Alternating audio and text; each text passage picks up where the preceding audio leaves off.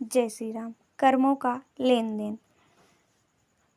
हमारे साथ बेटा बनकर, बेटी बनकर, भाई बनकर, बहू बनकर वही आता है जिनका हमारे साथ कर्मों का लेन देन होता है।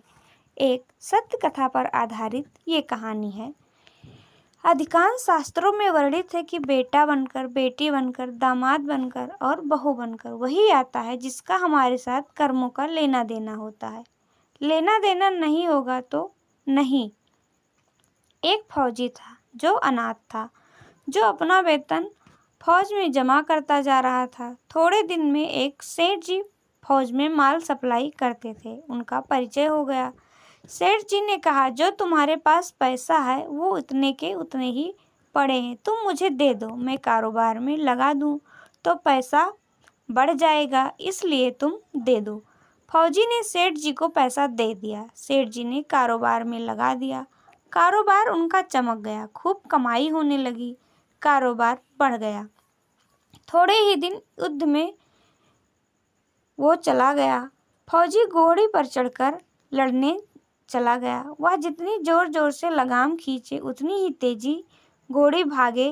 खींचते खींचते उसके गलफर तक कट गए, लेकिन वो दौड़कर दुश्मनों के गोल में जाकर खड़ी हो गई। दुश्मनों ने वार किया, फौजी भी मर गया, घोड़ी भी मर गई।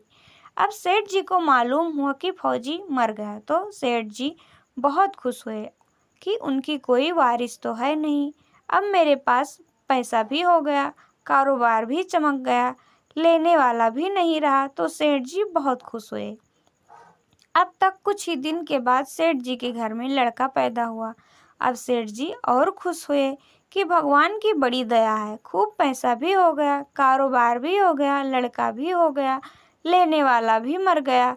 सेठ जी बहुत खुश हुए। लड़का होशियार था, पढ़ने में समझदार था। सेठ जी ने उसे पढ़ाया लिखाया। जब वो पढ़ लिख कर बड़ा हो गया तो सोचा कि अब ये कारोबार संभाल लेगा, चलो अब इसकी शादी कर दें। शादी करते ही घर में आ गई बहू रानी, दुल्हन आ गई। अब उसने सोचा कि चलो बच्चे की शादी हो गई है, अब कारोबार संभाल लेगा। लेकिन कुछ ही दिनों में बेटे की तबीयत खराब हो गई। अब सेठ जी डॉक्टर के पास, हकीम के पास, वैद्य के पास दौड़ रहे थे। वैद्य जी जो दवा दे रहे थे, दवा खिला रहे थे, वो दवा का असर नहीं कर रही थी। बीमारी बढ़ती जा रही थी, पैसा बर्बाद हो रहा था और बीमारी बढ़ती ही जा रही थी। रोग ठीक हो रहा, पैसा खूब लग रहा। अब अंत में डॉक्टर ने कह दिया कि लाइलाज मर्ज हो गया। डॉक्टरों के जवाब देने पर सेठ जी निराश होकर बच्चों को लेकर रोते हुए आ रहे थे। रास्ते में एक आदमी मिला, कहा, अरे सेठ जी क्या हुआ, बहुत दुखी लग रहे हो। सेठ जी ने कहा, बेटा जवान था, हमने सोचा बुढ़ापे में मदद करेगा, अब ये बीमार हो गया। शादी होते ही हमने इसके लिए खूब पैसा लगा दिया, जिसने जितना मांगा उतना दिया, लेकिन आज डॉक्टरों ने जवाब दे दिया, अब ये बचेगा नहीं, असाध्य रोग हो गया है, अब इसका अंतिम समय है।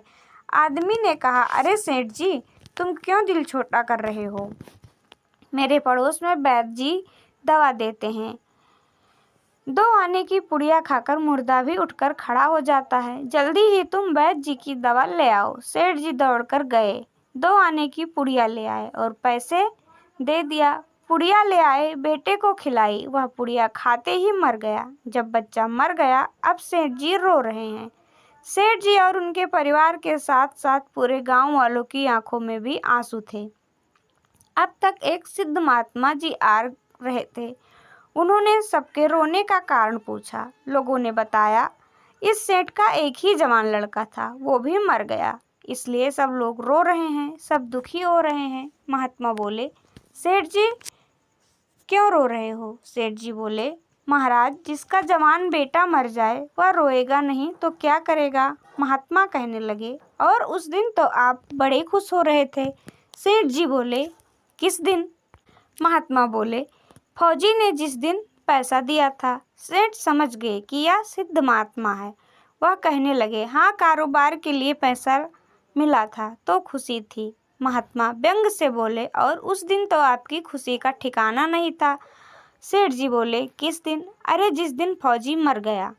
सोचा कि अब तो पैसे भी नहीं देना पड़ेगा, माल बहुत हो गया, कारोबार खूब चमक गया, अब देना भी नहीं पड़ेगा। आप बहुत खुश थे।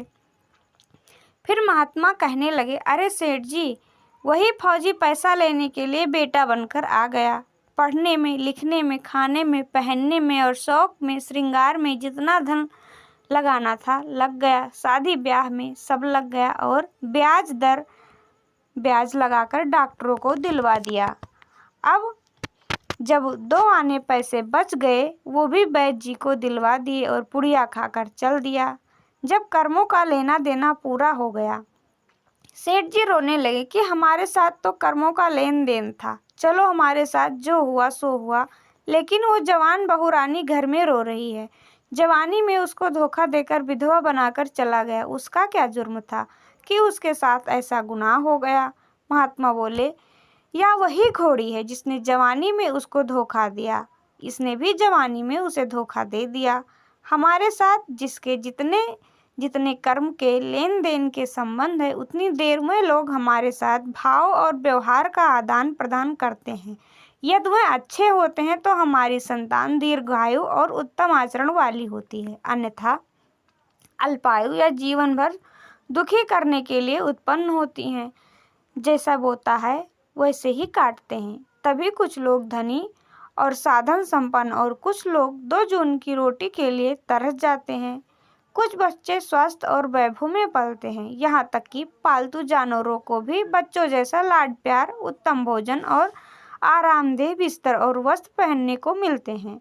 हाँ, जिनकी आध्यात्मिकता में रुचि होती है, परोपकारी और नम्र स्वभाव के होते हैं, गलत कर्मों से दूर रहने की यथासंभव कोशिश करते हैं, ईश्वर के स्मरण को दिनचर्या में समय देते हैं, ईश्वर की रजा में राजी रहते हैं, उनके पिछले बुरे कर्मों का भुगतान सूली से कांटों के रूप में ईश्वर द्वारा कृपा से हो जाता है। यानी 2 किलो का कष्ट 2 ग्राम में भुगतना हो जाता है। सभी भारतीय शास्त्र इन तथ्यों का प्रतिपादन करते हैं।